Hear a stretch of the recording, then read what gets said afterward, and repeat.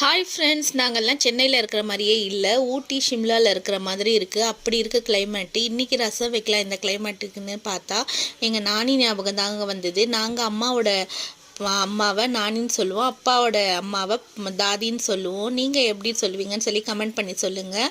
அதுக்கு அவங்க ஒரு சட்னி வைப்பாங்க. தேங்காய், பூண்டு, காஞ்ச மிளகாய் எல்லாத்தையும் நல்லா எண்ணெயில் போட்டு வதக்கிட்டு அதில் அம்மியில் வச்சு அரைப்பாங்க பாருங்கள். அம்மியில் அரைச்சாதாங்க அதோட டேஸ்ட்டு சூப்பராக இருக்கும். உங்ககிட்ட அம்மி இருந்தால் கம்பல்சரி அம்மிலேயே அரைச்சி பாருங்கள், சூப்பராக இருக்கும். அதுக்கப்புறம் அந்த சாப்பாடு அந்த அம்மிலேயே போட்டு உருண்டை பண்ணி கொடுப்பாங்கங்க. அப்படி ஒரு சூப்பராக இருக்குங்க. இன்றைக்கி அந்த ரெசிபியை தான் நான் ட்ரை பண்ணியிருக்கேன். உங்கள் வீட்டில் இதெல்லாம் செய்வாங்களான்னு சொல்லி ட்ரை பண்ணி எனக்கு சொல்லுங்கள்.